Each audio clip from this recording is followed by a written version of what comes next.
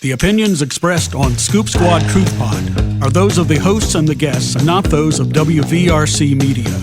The Scoop Squad Truth Pod is copyright 2023 Scoop Squad Truth Squad LLC. Welcome to the Scoop Squad Truth Pod. And we are a podcast coming to you from Charleston, West Virginia, and we're here to give you the scoop on city and county politics. Charleston, West Virginia, Kanawha County, and surrounding counties.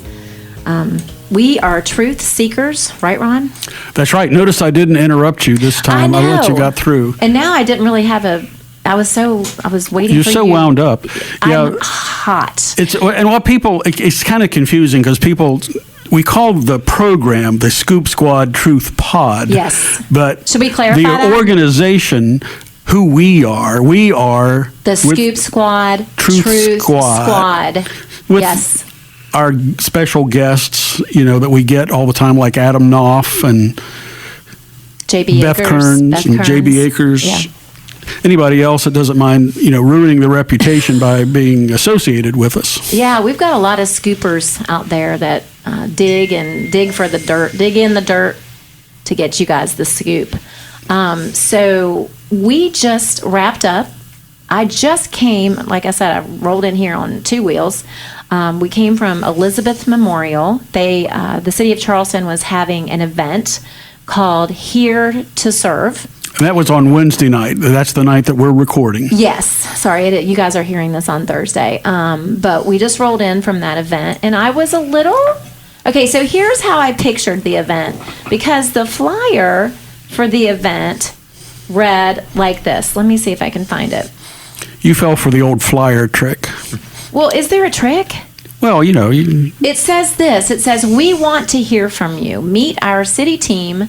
Learn about city departments. Troubleshoot issues. That's how they suck you in. Okay, well, maybe that wasn't that misleading. But the way I expected it was that there would be, it would kind of be like a town hall, right? And like the mayor would be up front and, people from the community could ask questions and then the mayor would answer the questions. But instead, it was, there weren't very many chairs set up. And every department was represented. Every city department was represented. You had streets and traffic, you had planning, you had the police department, you had the CARES office, building commission, and people were at these tables to answer specific questions. So it wasn't a question and answer for the mayor, really, which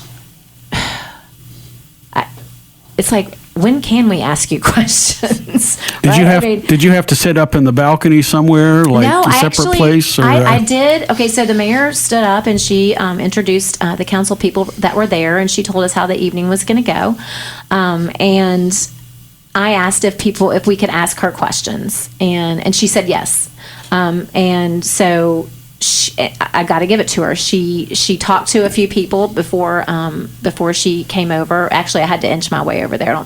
She might not have ever come over. She didn't put up a bodyguard between you. She actually kind of a little bit. She did. Hey, you 20 kids over there, come stand between Ashley and me. I don't know what that is. Did you notice that? It happens every time. There is someone that steps in between me and her. It's just weird. And you had some guests with you, or? I had a few members from the community. We do have a mystery girl in our studio tonight, and she's gonna chime in whenever she feels the spirit to move her. But she was there. She's a professional. She is a professional, and I know she can't stay quiet over there. So. No, she's a real journalist. Where we are commentators, even though I have a minor in journalism. So she was with me. I didn't mean to say. I shouldn't have said that. And my friends were with my friend Elisa was. Actually, she wasn't with us, but she was at the meeting, but she wasn't with me, you talking to the mayor. So I did. And she does have a degree in journalism. I did ask them. She does. Yeah, I did ask the mayor. My first question was about the credentialing of the media. I asked her who was going to be responsible for credentialing the media, and her answer to that was basically she did not know. Well, the bill. I don't have it in front of me, but the bill reads that the city is going to be credentialing the media. She said that they are working on a plan for the credentialing to go through Rules and Ordinances Committee for which, and I, if I go through that, I know who the chairman of that committee is. That's Chad Robinson. He's not going to give me a credential. He doesn't like you? Not too much, but that was the point. Like, it's still going through a committee that you have structured to pass things that you want passed. Okay, so credentialing the media is going to go through Chad Robinson and the Rules and Ordinances Committee. But does that sound still like, my point to her was, that's still the city credentialing media. That's still the city choosing who is allowed to ask them questions. Am I right? Did I hear that right? How did you hear that? I mean, I guess that is.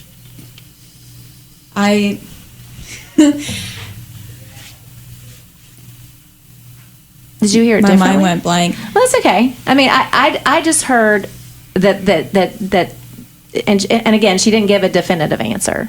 She Right. just said that we're looking at sending it to Rules and Ordinances to issue credentials to the media. Well, it sounded like they had a list of people that they already had in mind that they were Yes. going to credential. Right. And then if somebody were to work freelance or Yeah.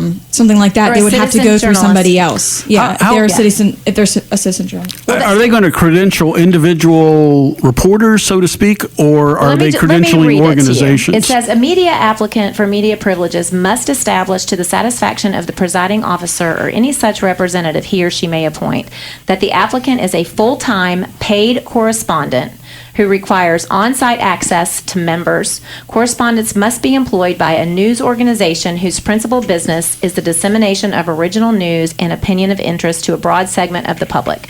Freelance and contract employees must apply for credentials through a sponsoring publication, broadcast outlet, or website that meets all media guidelines for coverage of city council. Applicants must not be engaged in lobbying, da-da-da-da-da-da. Well, that's not going to hold up in court, so that's going to be don't- eventually overthrown. No, you think can't so? do that. You can't do that. I've seen federal case law, done some investigation. I don't want to bore you Right. and our listeners with the details, but there's been precedent set for bloggers and other people who would be considered part-time. So this is not going to hold up. But Yeah, but here's the thing. Doesn't somebody have to sue first? I mean, doesn't have to go to court first? you could have somebody from the ACLU. I know my microphone's probably hot. Hold on, I see red lights. But yeah, somebody like the ACLU, I think, would pick up on that. If not, there are ways. Well, it sounded like they were kind of targeting the ACLU. Some of the council members didn't really like. Should we throw out names? Yeah, go Sure, ahead. go right ahead. Go ahead. Yeah, you can. Some of the council members acted like they didn't like Kyle Vass Right. being at the meetings. So it sounds like they are also targeting That type of media. Right. the other types of media. Right. Yeah. But I know that when they were talking about this originally, now I have been out of the loop. Yeah. But when they were talking about this originally, they were saying that they were taking inspiration from the legislature. And basically the way that you get credentialed there is you just go to an office and say, I'm a member of the media or whatever. Right. Right. I have the form that you fill out, and I did talk to the House and Senate communications directors specifically, and here's the form you fill out, you send it back in, they approve it. It's not as drawn out as the city's ordinance. This one's very simple. Well, and I specifically asked her about live streaming interviews that she does with credentialed media. I asked her, based on this this bill, credentialed media wouldn't, or media that isn't credentialed would not be able to ask questions. But I did ask her if I would be able to still live stream the media, because I asked her if she was going to continue to have meetings in the hall or if she was going to continue to conduct interviews in her office after council meetings, and she said that the media doesn't generally interview her after To her meetings. point, yes, that is actually really true. Okay. Everything goes through her public relations person. They ask her if they can interview her, and sometimes she says no. Right. And sometimes she says that they'll have a statement on whatever question that you were going to ask later on. I think what also is scaring them is that there's been a lot of controversial topics lately in Right. council, and news reporters, even like legacy media, TV media, are chasing her down the hall Right. and trying to get her to answer these questions. Right. So I think that's like the core thing that people are concerned, that she's concerned that about. she's concerned And about. also maybe council members. I think that council members are also concerned about being asked questions of That the they don't media wanna that they don't answer. want to answer. Right. And I can guarantee you that if this was 25, 30 years ago when the Gazette and the Daily Mail newspapers were at full strength, they would be all over them and also doing editorials about this. Well, it's free speech. Right. They should. All media should be concerned with this. And I mean, Ned Chilton, who was I guess he was the legacy publisher of the Gazette up until the mid '80s when he passed away. He had a motto of sustained outrage, and a lot of it was against doing investigations against government and Archmore as governor and coal mines. But this would be another, even though he was more or less aligned politically with Goodwin and the Goodwin family, he would still find this outrageous. And he wouldn't stop, and that's the point. No, That's the never point. would have stopped. Sustained outrage, that's how people lose elections. When people stay outraged at what's going on, then you lose an election. But when you're allowed to dodge the media, I think ultimately they just need to answer the questions that people have, and Absolutely. then people wouldn't have to chase people down right, the hall. and whether they answer the questions to your liking, right? Like you can decide whether you like their answers. Right. Like she answered my questions tonight, but she not to my satisfaction. Well, let's do we're it that in an way. era now, and the governor is a perfect example of, you do Zoom meetings or you do other situations where you control the questioning. Right. You'll take whatever first question comes up, but you don't allow for follow-up questions, which is usually where you kind of get into the meat of the issue. Right. And, we're in a new era, and it's a scary era.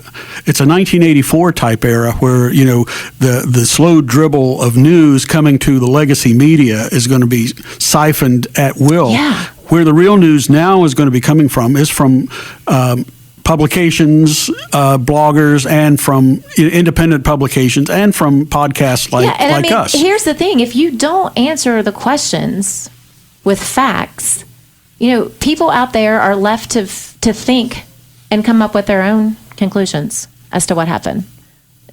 Does that make sense? I think that everybody's goal should be transparency. 100%.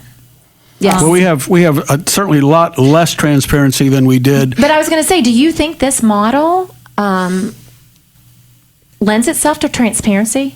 What do you think?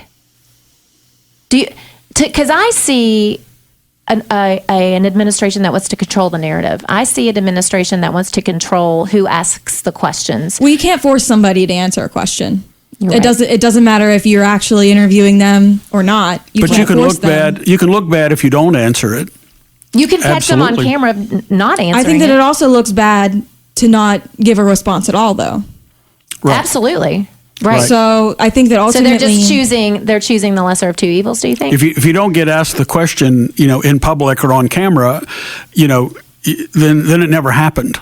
Right. There's nothing there. You've got to get it on the record, and that's what I'm seeing is that this administration doesn't want that type of thing on the record. I mean, I don't know if you feel the same way, but I did ask her, back to my point, if I could have access to live stream, when she did media interviews, because. Okay, she could say that she doesn't give media interviews, but like you said, there have been some hot topics in the last couple years. And she doesn't do press conferences. No. And you know what? Which is unusual. I've also heard from members of the media out there, I'm talking newspaper, I'm talking TV, I'm talking radio. This administration, this has never happened.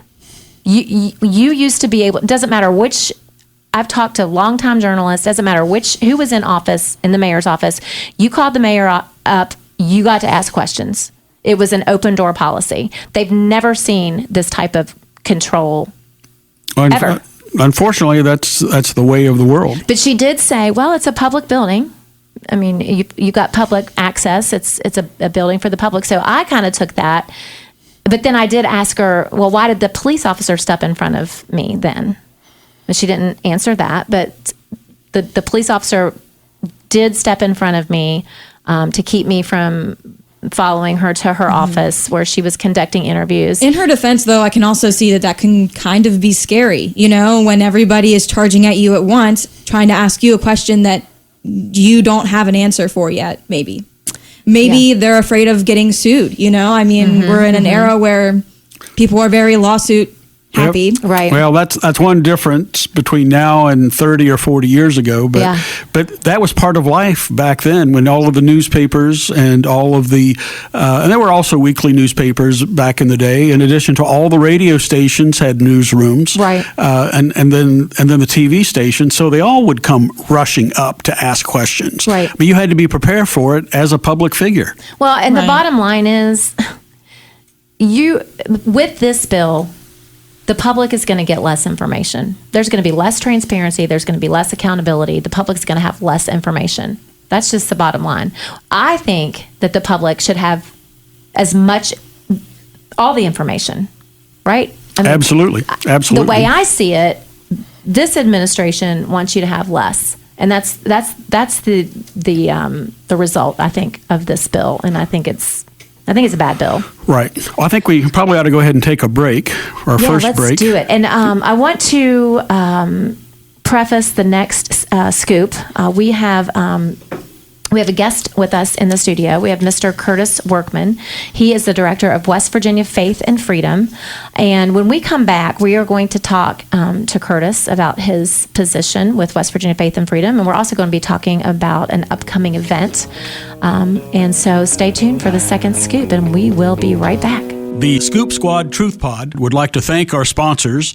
Those include Chris Walters at Integrity Insurance, featuring auto, home, life, business, workers' compensation, and pet insurance. Pet insurance, you say? That's health insurance for your dogs or cats that covers special foods, illnesses, surgeries, and medication. They're on 16 Capitol Street in Charleston at 346-9181, or reach them at www.iigwv.com.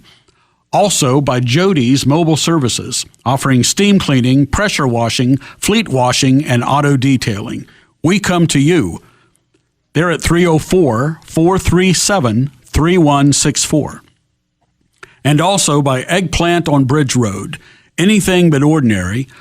Go to eggplantshop.com.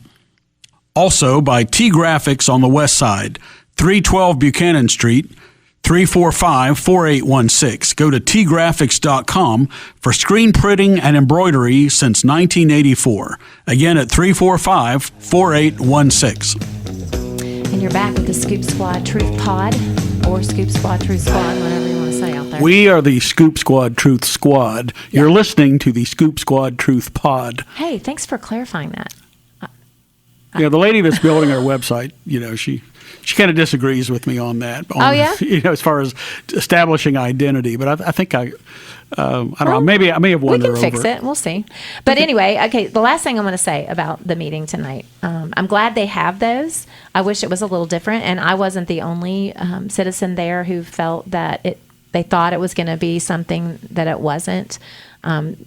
Would have probably preferred more of a town hall style, even if you wrote questions down and put them in a hat, and maybe the mayor pulled them and maybe she gave it to someone to address. Because if I have a question, I was picturing that actually. Yeah, I mean, chances are that 100 other people have the same question. So why are you going to answer the same question 150 times? Right? Like, just get everybody to contribute their questions. Maybe pick one out of a hat. If it's one for streets and planning, let them come up to the mic. I don't know. Does that make sense? I wonder how big the attendance usually is, though. Well, she said about 30 to 40. Is that what you had tonight? I feel like there was more than there was 30, a lot, but 40. there was a lot of staff. I'm not sure how many community. I'd say there's probably about 40 community. It was publicized on the radio and I think on TV. I think. Right. probably in the newspaper too. Well, a lot Yeah. of people had a lot of questions about the apartment stuff, right? Yes. So, Yeah, but I mean, that's what I'm saying. Like, I feel like that it would just be better. The community would be better served if you could actually address it to an entire group of people, because some people might have been over talking to CPD or the CARES office while this conversation was going on that had the same concerns. Does that make sense? a lot of them overlap. Are there Yeah. any more meetings coming up? Yeah, I'm glad you brought that up. So there will be here to serve meetings. Let me pull up my. Okay, so October the 24th, Tuesday, October the 24th at the main library downtown. Okay. They all start they're from 6 to 7. And then also another one on Wednesday, November the 1st at the Roosevelt Center, Neighborhood Center on Ruffner Avenue. Okay, that's on the East End, right? Yes. The old Roosevelt Junior High School. Yep. So share your ideas and ask questions and join the conversation. I just didn't like the format, but whatever. Well, you try to make all of those if you can. Yeah. You got all your answers, right? I mean, they answered all your questions. I got responses. How about that? Yeah. That's better. Answers aren't always, responses aren't always answers. Yeah, I still have a lot of questions. I don't think I got answers, but I do think I got responses, which is, I give her that. She had responses for me. So that was good. Good. Yeah. All right, so let's move on. We have Curtis Workman. Welcome to this crazy show. Curtis, how are you this evening? I'm doing great. Thanks for having me. Thank you so much for coming. And Curtis, you are with West Virginia Faith and Families. Tell me a little bit about that and how you got hooked up with this organization. Sure. So it's the West Virginia chapter of the Faith and Freedom Coalition. Faith and Freedom. I'm sorry, I get those. Yeah, it's okay. They're interchangeable. Yeah. So actually, Chris Miller was our founding chairman, and we started the group in November of last year. You're young. It's a young group. Yeah. Okay. We just got started. Now, Faith and Freedom itself has been around since around 2009. Ralph Reed's our founder, and some may have heard of the Christian Coalition, which is what this is kind of morphed out of. Okay. But we started it here just because of the Republican supermajorities in the legislature and our constitutional officers. We saw enormous potential to make sure that we're included in guiding these leaders, the new Republican wave of leadership, to make sure that they're paying attention to issues important to the faith communities, and make sure that we're kind of keeping that oversight check and balance on them as they, consider policy. Okay. So you are were you involved with the legislature last year then, since you were just formed in November? So this past session, 2023, we were, and we had a full-time lobbyist there advocating for some legislation like RFRA and the Parental Bill of Rights Act and different things that we had. But, we'll be much more involved. But, yeah, we were involved this past session. Okay. And how many members do you have here? So we have far? a board of directors of 4 people, and then Sierra is our legislative relations director, and then myself as executive director. Then when it comes to the coalition of our actual membership and donating members, between the both, we have just over 2,000. Oh, okay. Now this isn't. There's been a new caucus formed, right, in the legislature, but with some Republicans. Is someone remind me of what that caucus is? Are you familiar with that, It's more of a Curtis? conservative group, if I'm not mistaken. It is. It's Jeff Foster started the Freedom Caucus. From Putnam County. Yeah. And Are you with? Do you have any well, that's just relationship with them? No, not really. That's a members-only caucus, and Okay. it existed prior. Except to them, they're just trying to give it a Facebook page and website and more connection with voters in West Virginia. Okay. But the caucus has existed in the House of Delegates since probably 2009 or so. Okay. And you're from West Virginia, right? I am. Yeah, Okay. I'm the son of a coal miner. I'm from Boone County, and then moved to Oh, Kanawha excellent. County and live in Putnam County now. Okay. And what is your full-time job? So I'm the executive director of Faith Okay, and Freedom. that is your Yep. full-time job. Yes, ma'am. Excellent. Wow. In Putnam County. There's been some things going on in Putnam County, haven't there? There have, yeah. The Board of Education and all that. Yeah. I haven't been too heavily involved. I've been traveling the state, but Okay. definitely heard of it, and it's interesting. It's Yeah. interesting for sure. So, what are you seeing when you travel the state? What are some things what are some issues that are on your guys' agenda, and what are you hearing from people as you travel around the state? Sure. So people are concerned right now in this, not only the state of West Virginia, but the state of the country. The border is a really heavily, it's an issue that's weighing on people's hearts, not only for the obvious issue of the mass migration, but, what that means further down the line. And Well, especially after what happened, in Israel with Gaza, there was a lot of infiltration there, and things are a lot more supposedly secure there. I mean, they have barriers in place that we don't have, so you have to imagine that things are happening at our border. It's more like a sieve than it is there, where Right. it's a little more tight. Although they do have secret tunnels that get from Gaza to Israel, and I'm sure we have secret tunnels here near the border because they've been found and blown up. Right. So this could be a preview of what we may see. What we're seeing in Israel may be a preview of what we may get here. Yeah. So you're here. What else are you hearing from people around the state? Besides the border, obviously economy is weighing on people's mind. They feel it in their checkbooks. They feel it in their paychecks. Economic policy isn't something that Faith and Freedom gets too involved in because we have so many other groups, really great groups that advocate for those. One of the main reasons we actually started in talking to Tim Head, who's the National Executive Director, is West Virginia was ranked 49th in 2022 in religious freedoms. That statistic blew me away when did I a lot heard of that. people. I Yeah. had no idea that we were 49th in the nation. Because that's 48 is California, and then Yeah. 49 is West Virginia, and Right. 50th is New York. And we're not grouped with those states too very often, whether it be health or any other statistics or rankings. And it doesn't match. It doesn't match our values. How does that fit? Because it seems like we would be one of the most religious states per capita, and also maybe the most have the most church attendance. So, what are the details? The last census showed that over 72% of West Virginians identify as Christian in some denomination or another. That study used around 11 safeguards, 11 if I believe, to kind of put the states into the rankings. Number one was whether the state had a version of the Religious Freedom Restoration Act. Right. Thankfully, last session we got that across, and the governor signed. Which I actually spoke in the chambers for that bill. I think I remember that because I was in the committee room or the chamber, wherever it was held, and I think I remember. But RFRA is one of those safeguards, or other healthcare provisions like sterilization refusals and contraceptive refusals and protections for medical staff, public officials exemptions from unconscientious weddings, and different things to allow public employees and non-protected employees the ability to practice religion as they see fit, where possible. And obviously, you've seen things in Kentucky. We've seen the Supreme Court cases of people refusing to do certain things or say certain things because they feel it's against their personal convictions. Right. And all this does is provide a litmus test for those things, and mainly on government. That's usually around a 4-question test that the court can apply to see, is this the least restrictive means of accomplishing whatever goal that the policy set forth to do.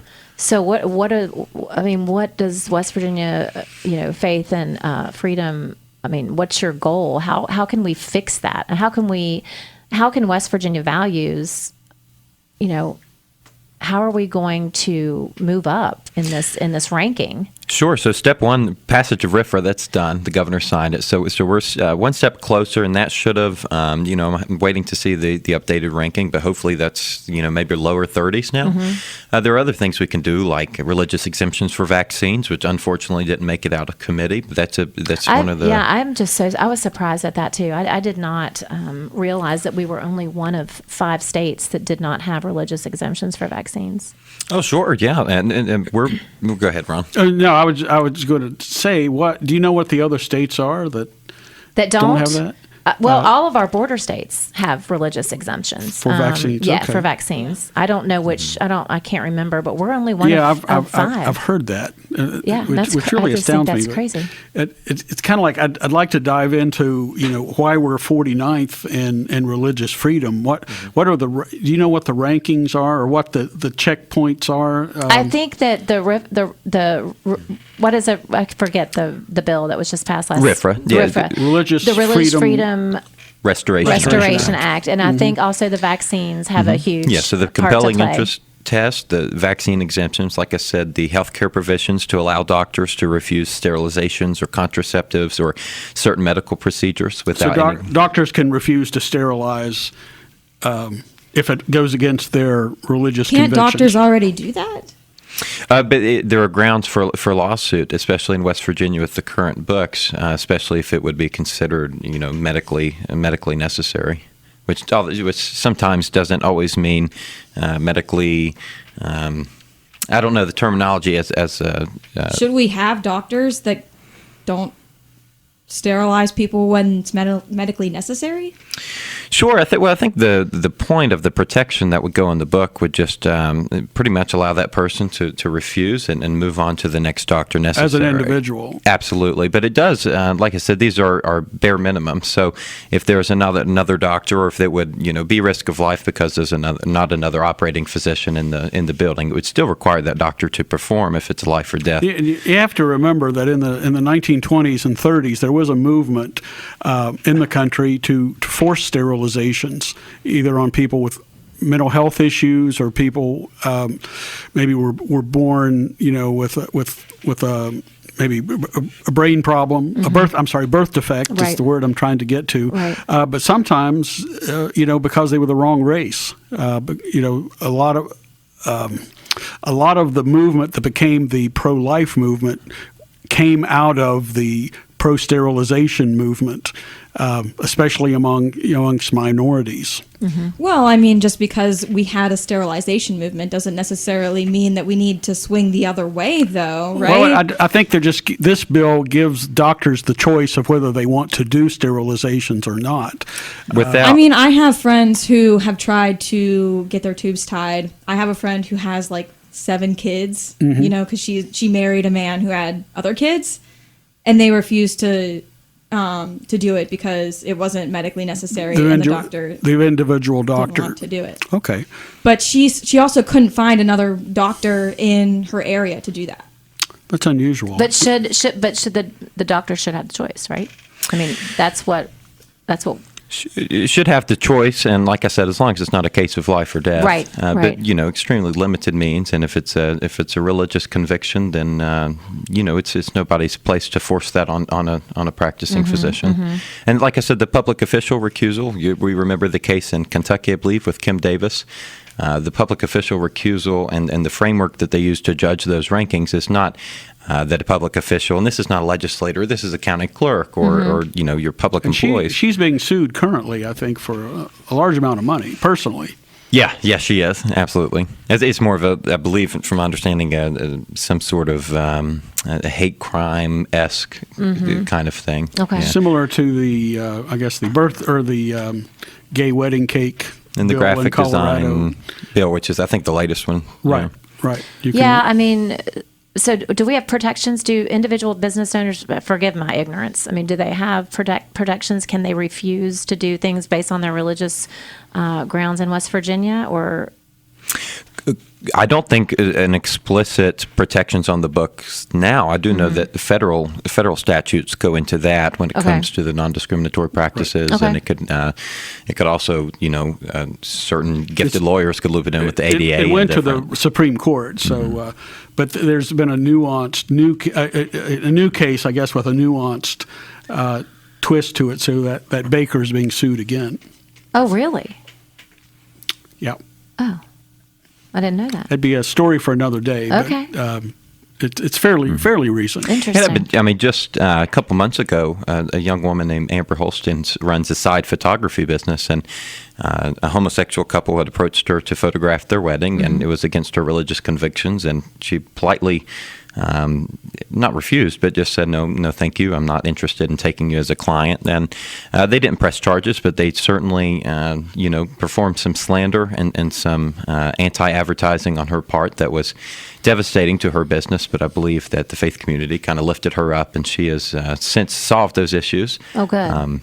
But yeah, it was disheartening, and I understand where she's coming from. But those are the sort of cases that we're looking to protect. And like I said, those aren't the only safeguards. There are others that, like I said, different vaccines and healthcare provisions, public policy provisions. They goes really deep into the legal framework. Interesting. Fascinating. But, I mean, when it comes to gay people, we're talking about a minority group, and if the majority doesn't want to take their pictures, who's going to take their wedding pictures? The Scoop Squad Truth Pod would like to thank our sponsors. Those include Chris Walters at Integrity Insurance, featuring auto, home, life, business, workers' compensation, and pet insurance. Pet insurance, you say? That's health insurance for your dogs or cats that covers special foods, illnesses, surgeries, and medication.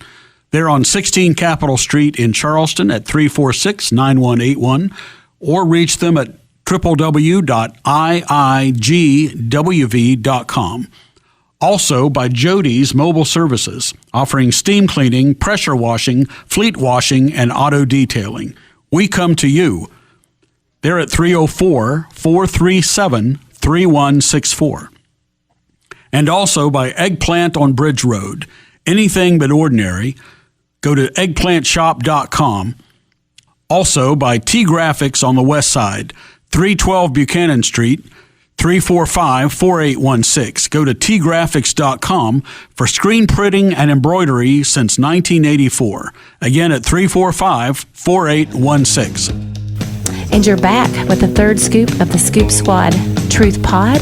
We are here with Curtis Workman with the West Virginia Faith and Freedom Coalition. And we've talked a lot about what West Virginia Faith and Freedom, their involvement in the legislature, their involvement trying to raise, I guess, West Virginia up on that religious freedom scale and all the things that need to be done there. Now we're going to talk about an event coming up October the 18th called the Protecting Our Children Summit, and that is being presented by West Virginia Faith and Freedom. Curtis, why don't you tell us a little bit about this event that's coming up on the 18th? Sure. So I'll preface it by saying that human trafficking and the sexual exploitation of children is one of Faith and Freedom's foundational principles and the issues that we work on. Nationally, we worked very hand-in-hand with the Trump administration to not only secure federal funding for wonderful nonprofits working against human trafficking. We passed the SESTA, which amended 230 to hold websites accountable that host human trafficking. But anyways, when human trafficking is sort of mentioned, especially in West Virginia, it's something that people think about that happens in Belize or in ports of entry like Miami or New York City or in South America. But as we mentioned earlier, with the disaster at the southern border, which we're all sort of starting to recognize now, combined with the opioid epidemic in West Virginia, it's here. It's been here. It's going to continue to exist and grow in the shadows as more people and more people migrate into the country, especially with these nefarious intentions. So what the overall idea of the summit is to start a conversation and a program that we're going to carry on for years from now. We want to lead the state in being the most anti-human trafficking state in the nation. So the opening session of our Protecting Our Children Summit will feature community and public officials from all over the state and from all levels. The Secretary of State, I know, is going to be there. I believe the Attorney General's office, several members of the legislature. And we're actually partnering with the Foundation United to put on this summit. And they're a great group out of Florida that works. The CEO, Elizabeth Good, she'll be speaking with us. She's a survivor herself, as is most of the ladies that work with the foundation. So they're going to be coming to overview the legislative priorities that we're going to be working with them on for this next session, things that we can replicate that other states have found successful. Mm-hmm. We're also going to engage the community leaders and state leaders that are there, because awareness is the biggest thing that stops efforts against human trafficking.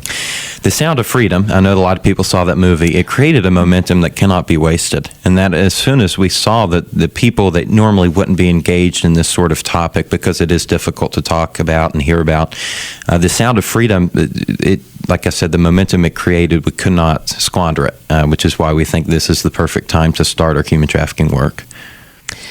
Okay, when you say human trafficking, and you just mentioned, was it Elizabeth Good? Elizabeth Good. Who's a survivor.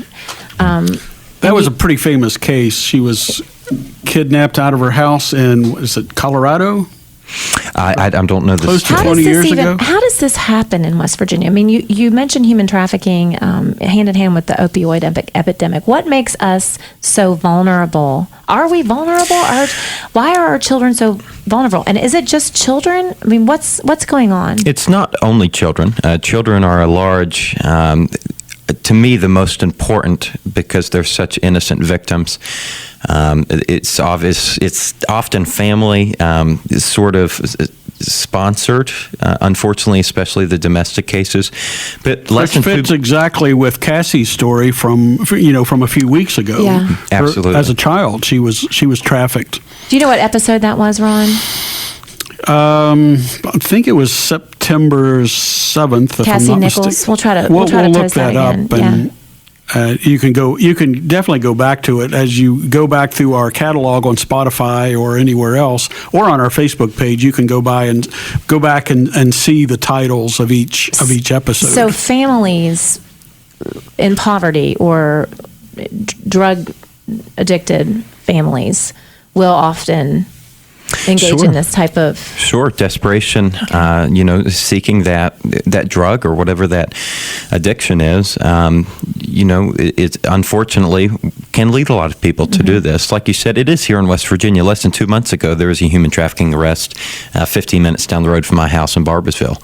I was a person running a human trafficking ring out of a spa. It makes sense because you're going to hawk everything you have to fulfill your need for the addiction, and pretty soon all you get down to is what do you got left? You got family members left. Yeah. Well, Now that Familiar with I'm that. very familiar. Yeah, I'm very very familiar with that. with the background on that. And it wasn't local women that were human trafficked. It was women from China.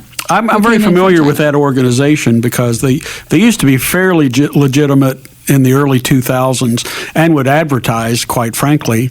so they're trafficking women from From China. China, yes. And they said, Are they bringing women here?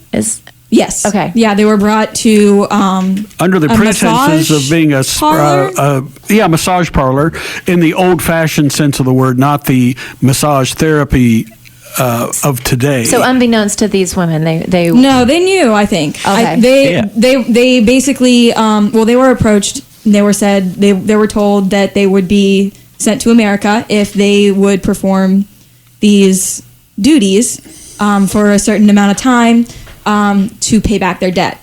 Right. Okay. For all of the money that it takes to get them transport here. them there.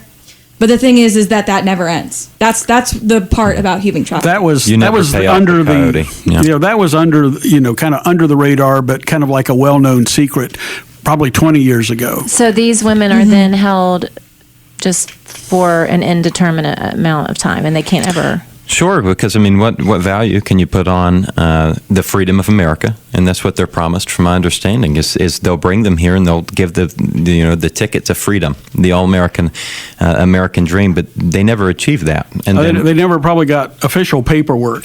oh, certainly not. And usually they're duped through language barriers or educational barriers, so they don't understand that a lot of the promises these people make them are impossible to deliver on. So, Well, here's the other yeah. thing too. Sorry No. for interrupting you, but they're told that if they go to the police and tell them about this, then they are going to be arrested. Right. So they're victims, but they are being told that the police in the United States will not see them as victims if they come forward. Absolutely. That's And that's part horrifying. of the twist, to keep them in fear, to keep them from speaking out. Wow, that's horrifying. And people, and your reaction is interesting because people don't realize this. And like I said, this was 15 minutes from my house because I live on the far side of Hurricane. And So they it's here. kept it. I mean, they kept it under the radar. That part of the business under the radar for so long that everybody, knew that business was there. It was, had the name Oriental in the name. You knew that when you went there, you were going to get a massage from, someone who was a female who was Oriental. What was under the radar was that there was also sex practices going on, but they advertised as a legitimate spa. But it was kind of like the open secret. Everybody knew what was really going on. It was surprising it took this long for the police to find out. Well, and I think with Cassie's story too, I think it was kind of known. Yeah, there were prominent people that were involved in it, physicians. And why What do we need to do in order to catch these people faster? Right. Yeah. Well, there's a really good bill that we sort of worked on. Brandon Steele from Raleigh County's bill 2252, I believe it was, and it raised the penalties for human trafficking. And one of the best ways to deter from it is make it to where if you get caught, it is over. I mean, there is absolutely no mercy. Murder, Right. rape, human trafficking, Yeah. things like this. For example, that exact case, if he got charged with human trafficking, aiding and abetting, so aiding and abetting human trafficking, currently is 3 to 15 years. And the bill would have made it 15 to 40 years and fined up to $200,000. So if you're doing that to a minor, it's 5 to 20 years. And then the bill would have changed it from 25 to 100 years and fined up to $300,000. So you're talking about, 15 years for a young person is a long time. Yeah. But for human trafficking, I mean, taking someone's freedom, a human being, there is no, there's just no mercy stiffer, for that, there's in my no opinion. stiffer Yeah. penalty. I mean, there's got to be stiff penalties. Like you said, you was talking about the children, and Yeah. understand the guest you had on your last episode. I mean, just for statistics, the average age of trafficking in West Virginia, according to Polaris, which is the data company we work with, is 12 to 14 years old, and that comes from. This started with her probably at 4, Yeah. 5, and 6, and Yeah. her sister who was disabled. And that trauma will live on. And she for had that person. she had blackouts, where she thinks she may have very well been pregnant in 8th grade. It's just horrifying. And if you have children, it's one of those issues where you don't want to go there in your head, but you have to. Yeah, for the We sake have of all to, the for other the children. sake of all the other children. 65% of traffickers are the victim's mother, and 32% of the victim's father. Those are So this huge isn't just numbers. people kidnapping kids. No, this it's is family. Yeah. And it's not just molestation or rape by the family, which is a huge problem. Those statistics are trafficking. So they're taking their children and selling their bodies, for money. Might be drugs, might be laying the rent, might just be evil. Whatever it is, which is all evil, but of course, it's children, it's adults, it's immigrants, it's everyone. And So what will we learn if we attend this this summit that you guys are putting on? What? So we want to bring the awareness that we all discuss there. We want every person in every community to know that. Like I said, the opening, we'll discuss legislative solutions that have been effective in North Dakota, South Dakota, the Carolinas, the Foundation United, Florida. Is there one off the top of your head that you could that comes to mind, a resolution that's been effective in other states that you wish we would implement here? One that I think is important that we just worked on in Tennessee is a reporting standard. So West Virginia has actually really lacking reporting on current human trafficking trends. So we rely on nonprofits like Polaris and the Foundation to do the research, comb through the criminal reports. In Tennessee, we just directed, I believe, the Attorney General's office every year to provide a report to the legislature on the status of human trafficking trends, ages. In order to fix the problem, we have to understand the demographics of Right. the problem and the causes. And I think that's important. That's something we're going to work on this session, is making sure that the legislature is informed every year on human trafficking. Besides the opening legislative session, we're also having training sessions. That evening, we're having law enforcement training by a gentleman named Alan, who's trained law enforcement from coast to coast. We're doing educator training, which is their, I believe, the Real Talk program, which talks to teachers and counselors. Like I said, it's hard to talk about, but tells them how to get children to open up if there's something suspected, because a lot of these kids are still going to school. They're going to Yes. school fearful, but they're Yes. there. It could be noticed. And then that evening, we're ending it with a religious leader forum where we can talk about their Step Up program and how churches can be safe havens and harbor these victims. What should people look for if maybe they should see? What would they notice that would make that they should be aware of? They would think that that this may be a victim. I mean, Cassie always said, stomach aches are always a good hint that there's something going on with the child sexually. Sure. So data shows that, again, this is hard to talk about, not easy talk. Well, we've been talking sure. about it for about a month or so. Yeah. Probably nothing new, as far as what you're going to yeah. say. Well, a lot when it comes to children and teachers and daycare staff hearing, when it comes to children discussing their body parts, especially the private ones, if they refer to those as items that you wouldn't normally do, like food items, food items or toys or different things, you can really hear a child's vocabulary, which is instilled by parents, Again, a gruesome example, but one that's necessary. If a child goes and says, "My uncle ate my cookie," that you might not think anything of that. A teacher might not think of that. But when you dive into it, what does that mean? And that was actually a case out of North Dakota that the Foundation United worked on back in the early 2000s. So cookie is slang for a sexual organ. Yeah, absolutely. It could be, and it could be a regular food. I'm not, of course, there's going to be false alerts. But I'd much rather have. Well, if you see other evidence in addition to that, I think especially with the that's stomach probably aches. a piece of the puzzle that a teacher would go, Absolutely. that makes sense. Or the pastor, or yeah. So I'm somewhat familiar with this as well. I know that during the pandemic, West Virginia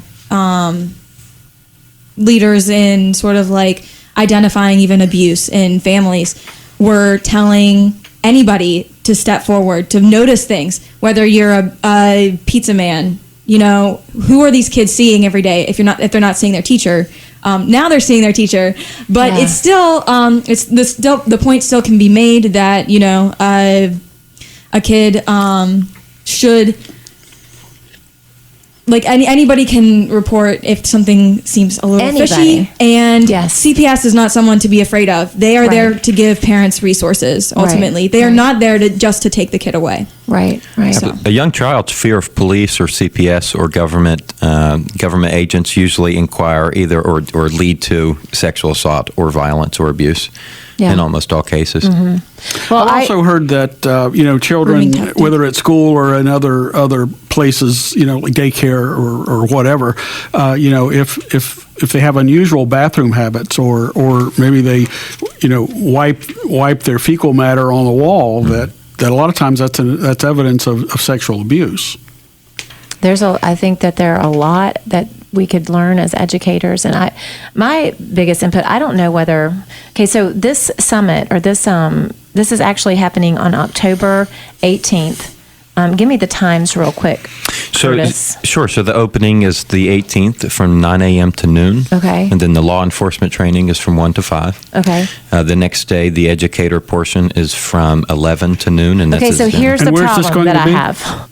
I am a teacher. How can educators go to that? Like, I'm teaching. So in my mind, I'm thinking this might be something that a school could do as a staff development.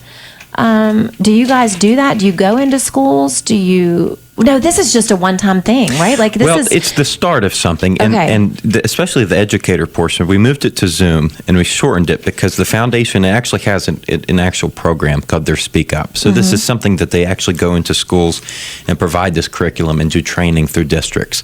So this hour conversation will introduce those that are onto that, but it'll be focused that we're going to take the video and the resources that foundation has after this conference, and we're going to actually submit it to all 55 county boards. We're going to send it to every elementary and every middle school. The video, the resources, the link, for more information on the website, and we're really going to put it in their faces, especially the impact that it can create.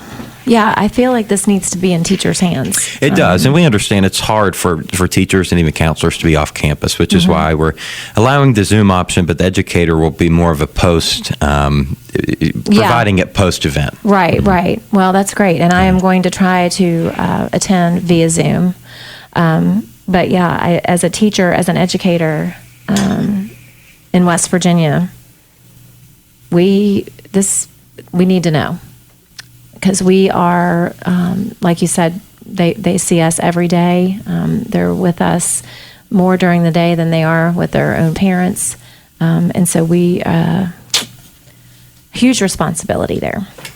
So I appreciate you coming in. Is there anything else you'd like to add before we say goodbye? I'd love to bring you back after you have this event. Sure. And besides human trafficking, we work on all kinds of different things important to the faith community. If you want to learn more, wvfaithandfreedom.com. You can learn more about the Protecting Our Children Summit, as well as the other work we do with pro-life, marriage and family policies, human trafficking support for Israel. We actually, really quickly, Andrea Garrett, who's our chairwoman, she and I are supposed to be flying to Israel on November 8th. We don't know if that's still happening, of course. Wow. I would be a little hesitant to fly. We're going every year. Faith and Freedom takes leaders, our Faith and Freedom leaders, but also lieutenant governors and members of Congress across the country to not only learn more about the holy sites and provide and advocate for safe access to those, but we meet with members of the Knesset. We had a meeting with Prime Minister Netanyahu scheduled. That's the Israeli parliament for sir. those of you who may not be familiar. Yes. I was not. Thank you. Yeah, so it's a wonderful opportunity for Faith and Freedom to continue bridging that gap between West Virginia and America and the Israeli government. And like I said, hopefully it'll at least be delayed, but we still plan to get over there soon. Well, I've actually, I'm on a 1-year journey through the Bible chronologically. And we just finished up the Old Testament on September 30th, and we started the New Testament October 1st. And so I have been just steeped. So you went through the books chronologically? Yes, and interesting. Steeped. Did you read through when they were like, and then James was made from John, and then the genealogies, absolutely. Which they tell you that those are important, and you're like, But as you read through, and these names keep coming up, you realize that for thousands of years. It was an oral tradition for many generations before they could get it written down. Thousands of years. It was told orally. Until the Israelites were banished to Assyria and that all happened. Having to memorize all those. That all happened, Jacob and Esau. Hey, right? you use it or lose it, This battle between this battle. Wonder if they made up a song or something. Has been happening since the beginning of time.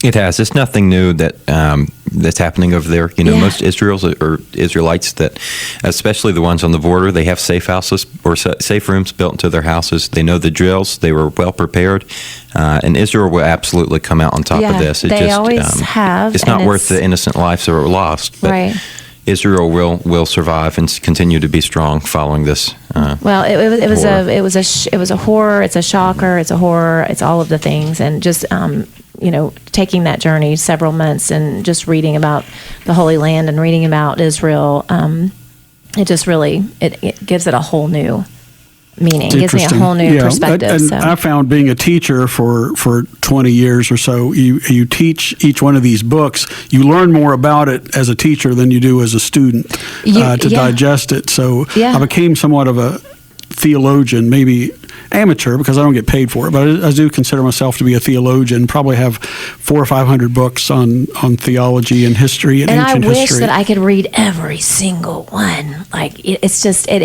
probably fascinating have it, whichever to me. one you were thinking of having. And really, I've read the New Testament. I grew up in a Christian school. I was in church every Sunday morning, every Sunday evening. I was in Awana on Wednesday nights. But you usually don't learn theology. But I didn't. The New Testament has taken on a whole new meaning after going through the Old Testament chronologically.